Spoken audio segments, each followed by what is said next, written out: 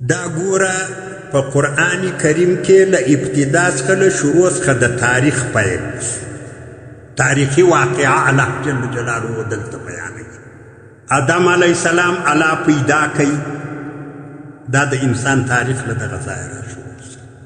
آدم علیه السلام ته څه پیښې وسوې په دې کې دا به ته له ځانه سره نوټ کړي، ځکه دلته به د انسانیت معیار تا ته معلوم شي. اوس موږ باندې خو ډېر غم دا ده چې هر سړی د خپل ځان د انسانیت په چوکاټ کې ویني، زیاتې نه دوري معلومات ورته شته، نه دوري ورته شته.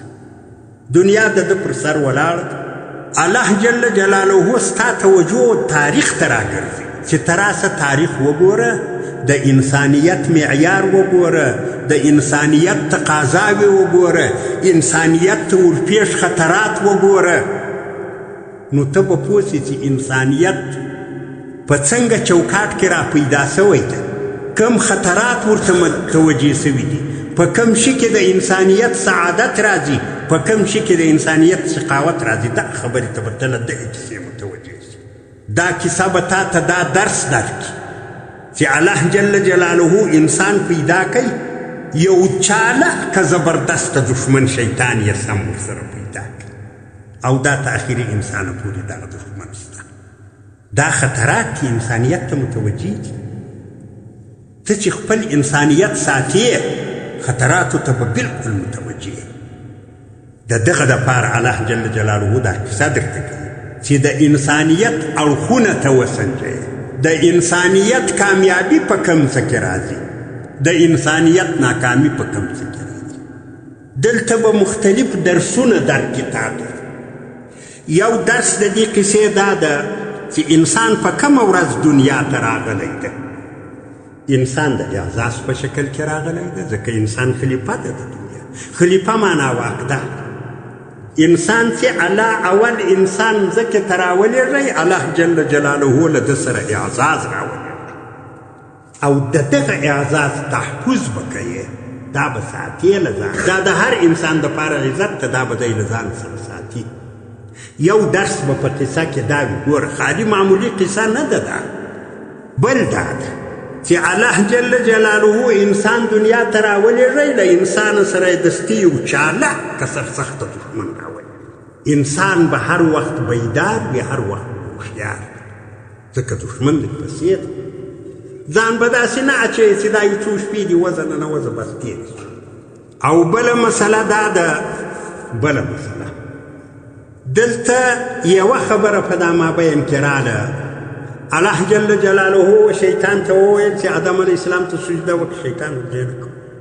الله جل جلاله ازلي بدبخت وګرځوه. ګوره له ځان سره به بیدار اوسېږي. په دغسې یوه شي باندې سړی د تل دپاره بدبخت ګرځي. شیطان څنګه په یوه خبره باندې بدبخت وګرځېدی د تل.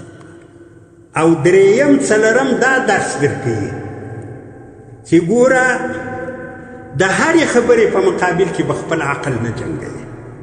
ډېرې داسې خبرې چې ستا په ذهن کې یو ډول راځي، شریعت بل ډول درته وایي، شریعت ته به تسلیمېږي.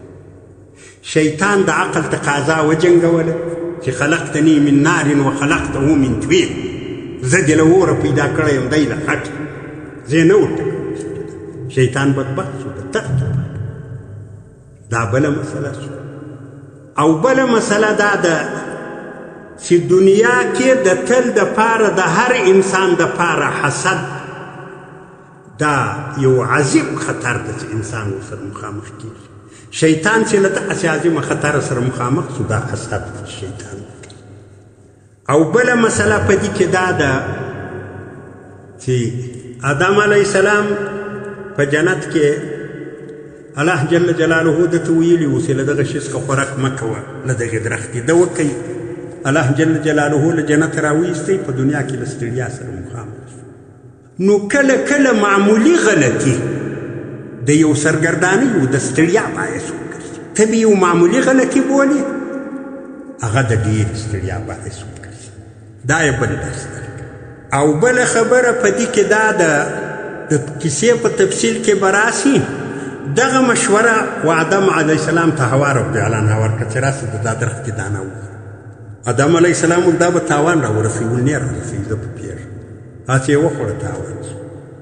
نو ځکه حدیث کې راځي له کور والا سره به سړی مشوره کوي په کول به نه کوي ښځې مشوره نه اخیستل او د دې په تفصیل کې انشاءالله نور هم ډېر فواید راځي د آدم علیه السلام په دې قصه کې کیسې ته ځان متوجه کړي قصه باندې ښه ځان پوه کړي دغه یوه قصه د انسان د ټولې زندګۍ دپاره درس د هدایت دی که سړی ځان پوه کړي واخر دعوانا ان الحمد لله رب العالمین تعلیم الاسلام رادیو